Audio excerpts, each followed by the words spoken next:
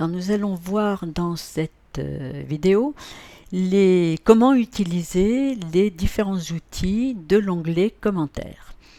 Alors ces outils vont vous permettre dans un texte de surligner les idées importantes de ce texte, puis ensuite d'extraire du document ce que vous avez souligné pour en faire des notes sous forme de tableau, ou bien même directement de créer un premier plan à partir de ce que vous avez surligné.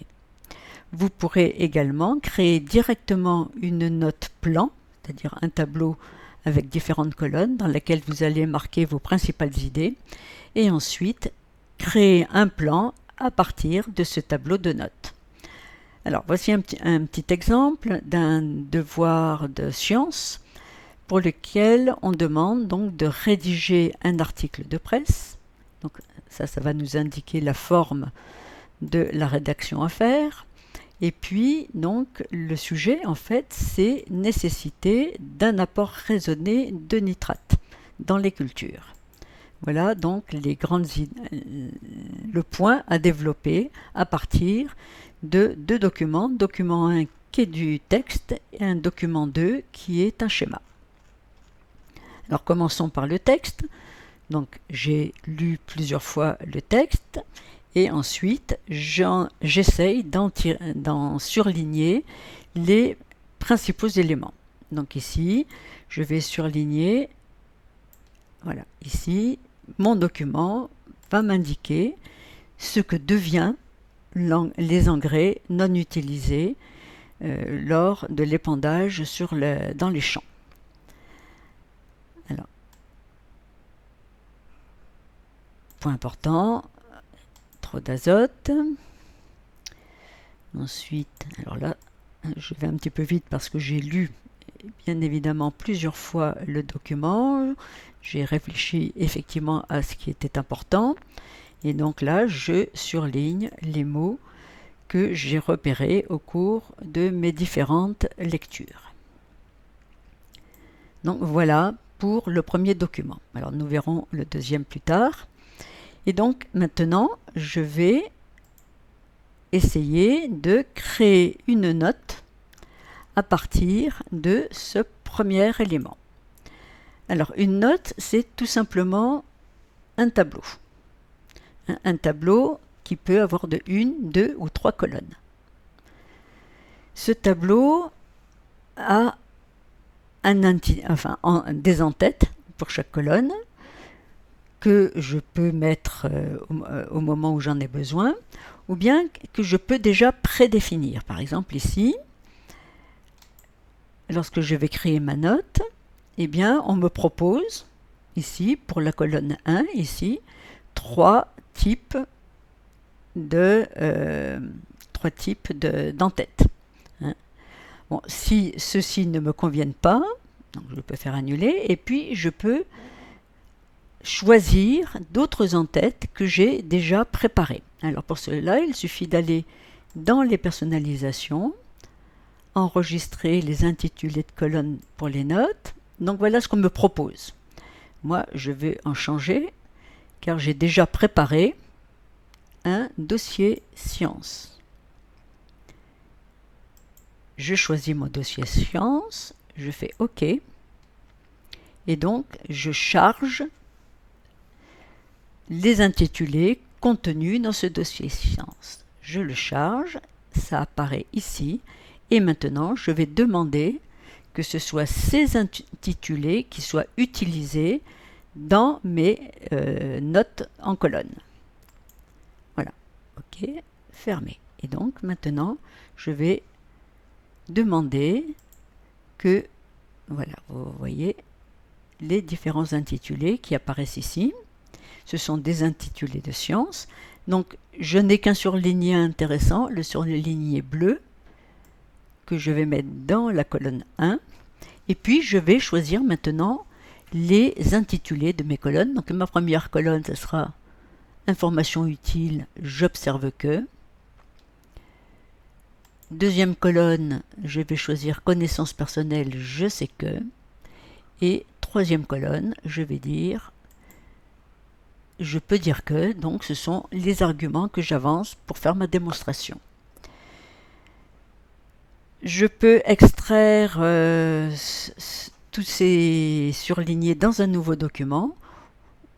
Je peux aussi conserver le surlignage dans mon tableau.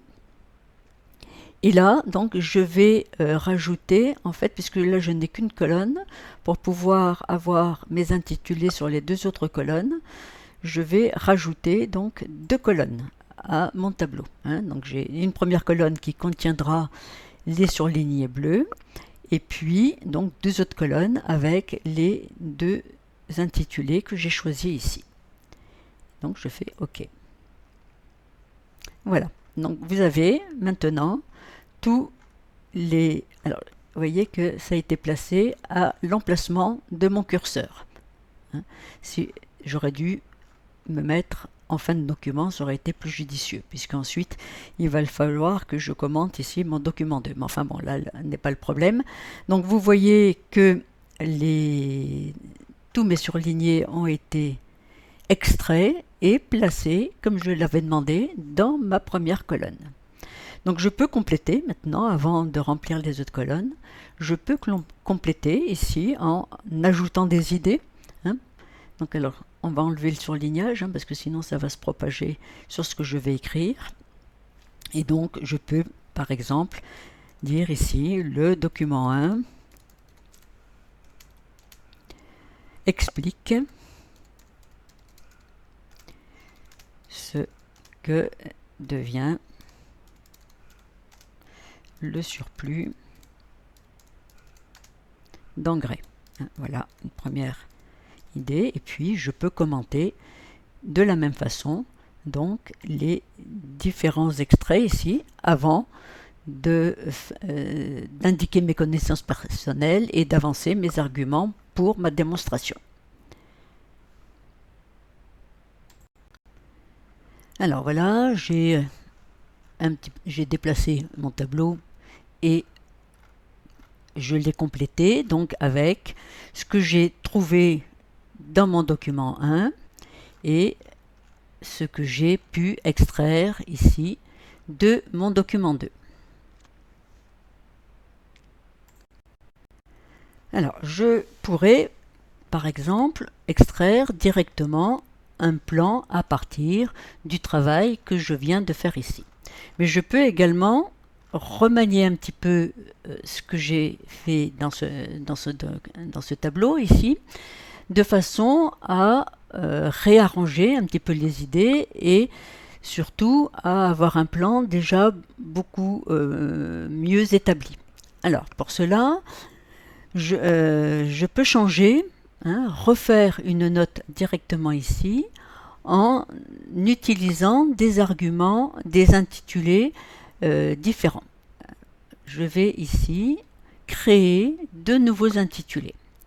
Alors je vais ici passer ici, créer. Je vais créer un nouveau dossier en cliquant ici, nouveau dossier, que je vais appeler général. Puisque ici, je vais y mettre des intitulés qui peuvent passer pour plusieurs matières en fait. Donc je vais faire OK. Voilà. Et donc là, maintenant, je vais écrire quels sont mes intitulés. Alors je peux écrire partie par exemple, idée. Donc grande partie, idée. Ou bien je peux choisir idée principale par exemple.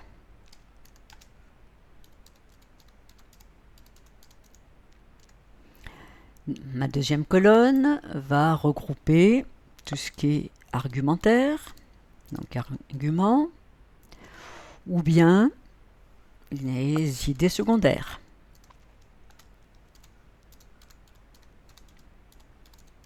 Je vais même mettre ici la possibilité. Alors si je mets 100 et que je choisis 100, eh bien j'aurai des colonnes sans intitulé en fait.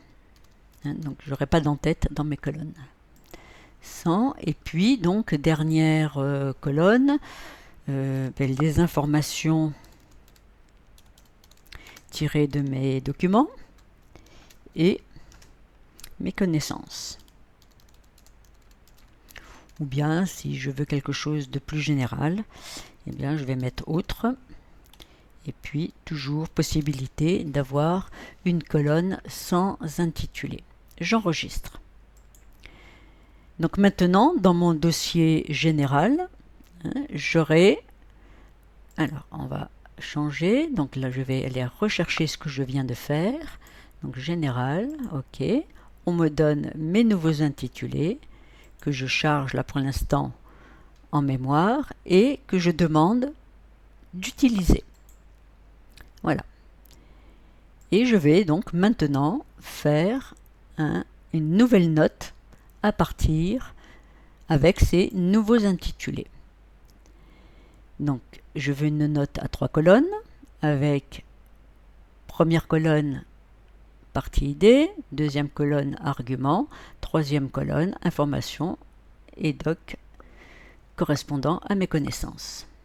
Ok, voilà. Donc ma nouvelle note est créée et je vais pouvoir maintenant, en me référant ici à mon premier travail, réorganiser un petit peu mes idées et mettre par exemple ici trop d'apport d'engrais. Eh bien, ça va entraîner un coût financier. Inutile en fait. Je vais rentrer mes arguments, mes connaissances, en citant la partie du document 1 sur lequel je trouve ce qui va étayer mes arguments. Voilà, donc j'ai rempli mon tableau d'idées en réorganisant donc, ma première note ici. J'ai repris un petit peu ce que j'avais mis dans la première note pour la présenter de façon un petit peu différente, où les arguments, les grandes idées sont mieux marqués. Et puis, donc, maintenant, je vais demander à mes outils de m'extraire de cette deuxième note, de m'extraire le plan de mon devoir. Alors, je mets bien le curseur dans la note pour laquelle je veux créer le plan. Parce que vous allez voir que je pourrais très bien faire un plan à partir de cette note ici. Je vous le montrerai tout à l'heure, mais je veux pour l'instant faire un plan à partir de cette deuxième note et donc je mets mon curseur dans cette deuxième note. Et puis je clique ici sur l'outil note vers un plan. Alors, on me propose différentes choses. Je peux créer ce plan dans un nouveau document. Je peux le créer à l'emplacement du curseur ou à la fin du document. Alors, prenons la fin du document.